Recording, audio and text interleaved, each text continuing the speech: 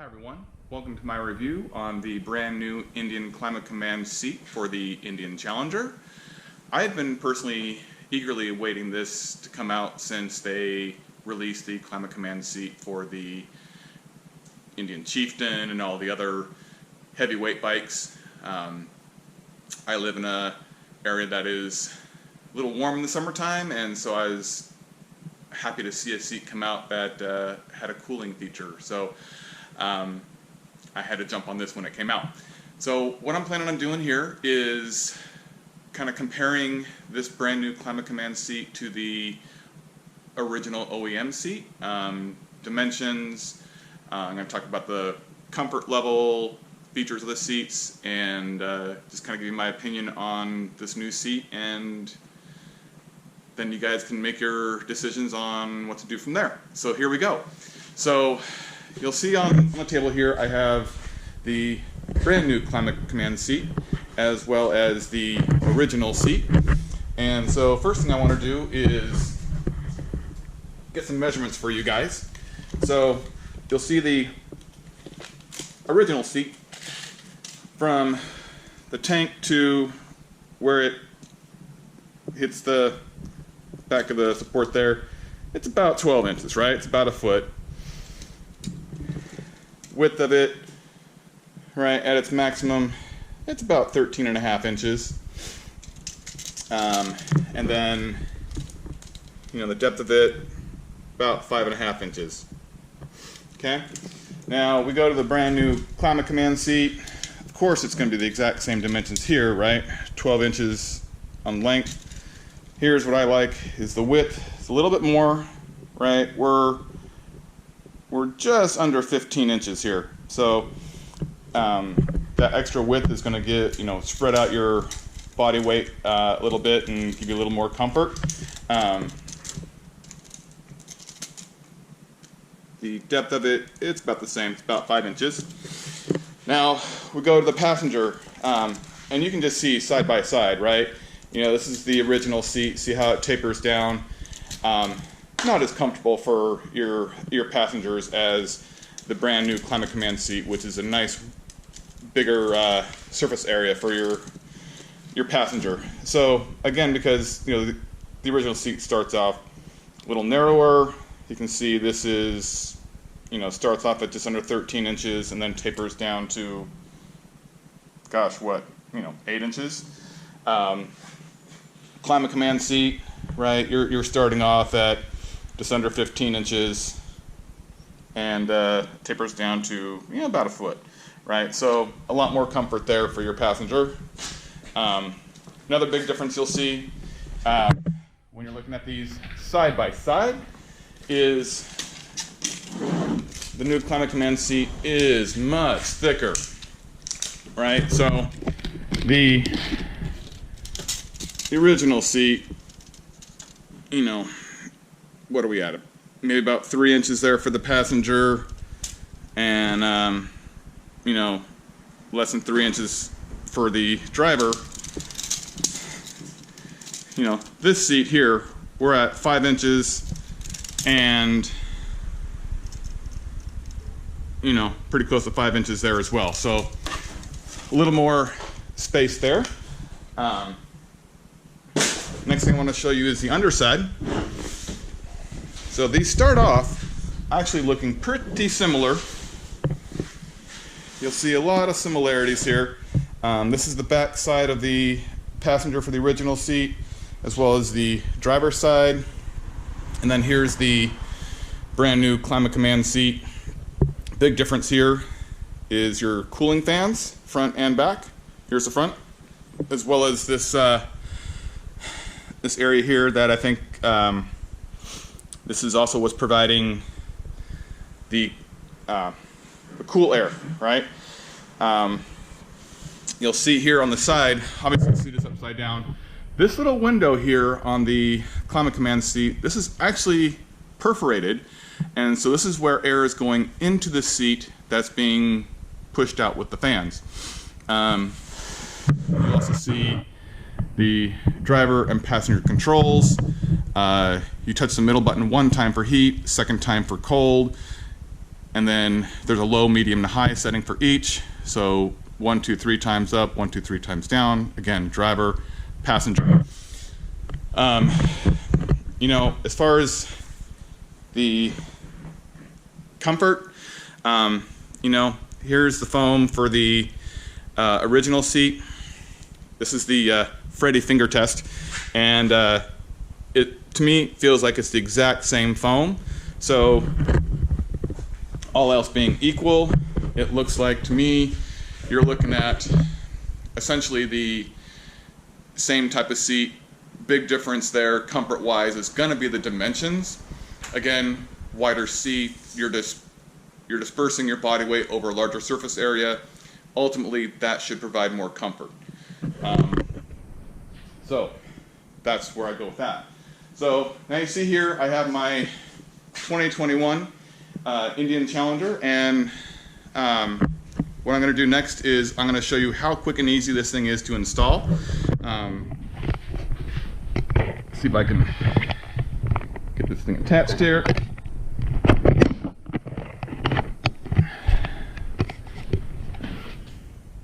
Okay, so this is all pretty easy. You know, there's a pigtail on your seat here. Actually, let me back up. You know, you have your side panels, right? These pop off. You've got a 6mm bolt on both the left and right side. You pop those off, piece of cake.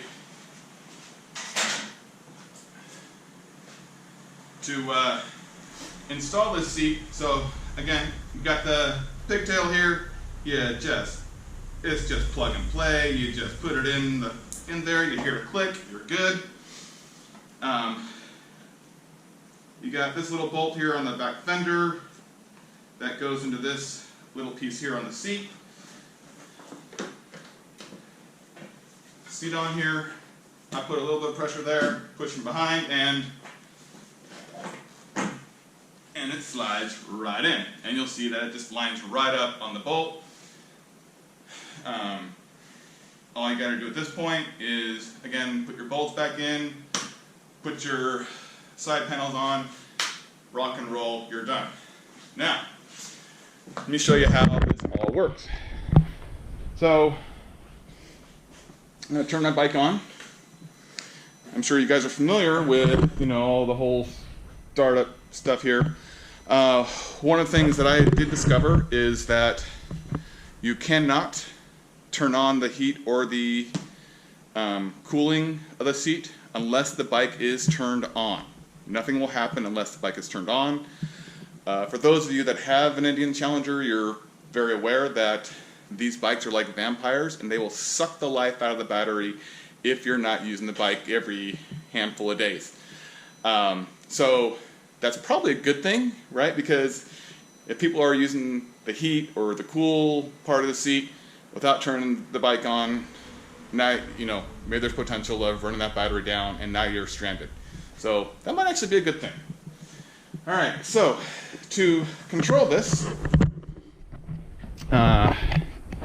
so the first thing we're going to do here is I'm going to start her up.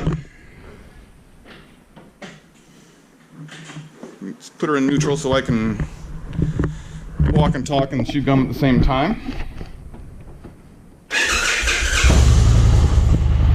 All right, now I showed you on the side of the seat where the controls are. You also can control from the ride command here.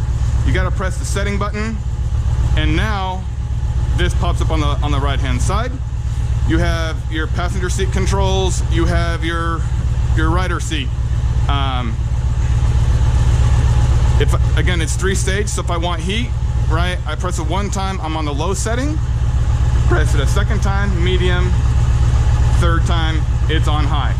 I need to turn it off. Piece of cake, I touch the off button. Same thing with the cooling part, right? 3 stages. There's low, there's medium, and there's high. Okay? So pretty simple, self-explanatory there. Pretty easy to use. So now, let me talk about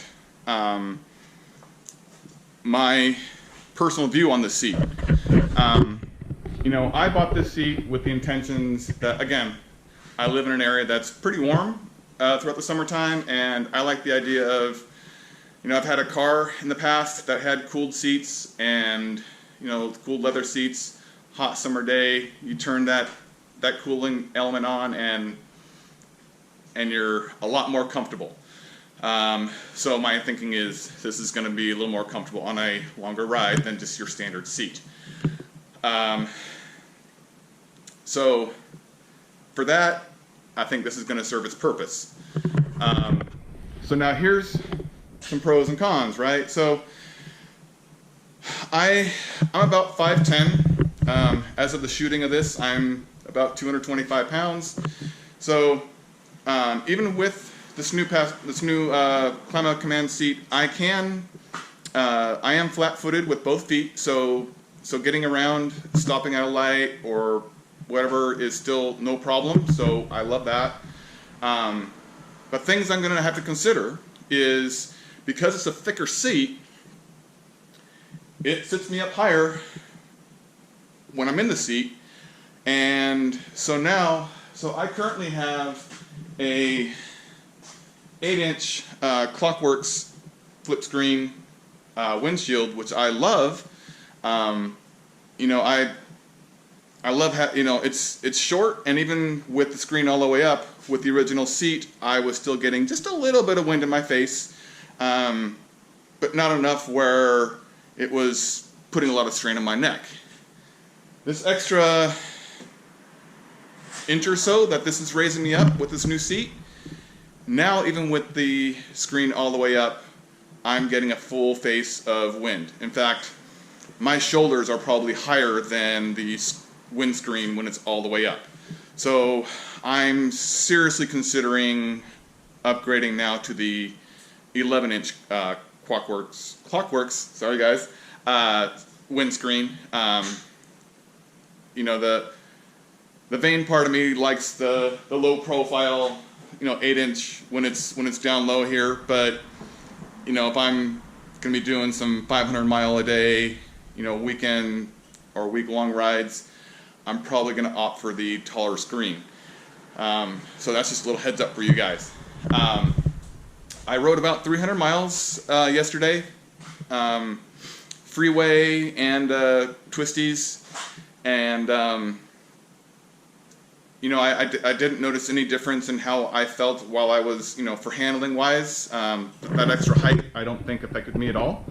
But that being said, you know, it's a brand new seat. I have, you know, over 5,000 miles on the original seat, so my backside was starting to become, you know, acclimated to it, and now I have to get used to this newer seat. So I will be completely honest with you guys. I was a little sore yesterday, and you know, the group I was riding with, we stopped about every 100 miles, so we could, you know, fill up the gas tanks for the smaller tanked bikes, and I was very appreciative of that because I needed to get up and unload. So, you know, like I was showing you guys earlier, the foam is the exact same as the original, so I'm anticipating that, you know, a couple thousand miles and it's going to feel very similar. I'm actually anticipating, again, wider seat. It's going to be even more comfortable than the original seat, which may or may not say a lot. I know a lot of us complain about how the cushion is too soft, and you know, after 30 minutes you're sitting right on that pan, and you know, then you have no cushion. That's not helping you out a whole lot. So so now the last question is this seat worth it, right? This is a $1,200 seat. That's a pretty decent commitment, accessories wise. And so you need to say, is $1,200 worth it for me? That's the decision for you. For me, I wish it was a little bit cheaper, but you know, Indian stuff, Harley Davidson stuff, good quality stuff. It's not cheap. You know, if you get just a standard, you know, Saddleman or Corbin or Mustang seat, you're looking at it about $600. You get one of those seats with a heating element in it, now you're at maybe even pushing $900. So now you're at, you know, a $300 or $400 difference just for the cooling element on this. Is that worth it? Again, that's a decision you have to make. I think it would have been a no-brainer if they kept it at about $1,000, because then you're only at a $200 or $300 increment for the cooling element, and it would have been, yeah, no-brainer. I would highly recommend this seat.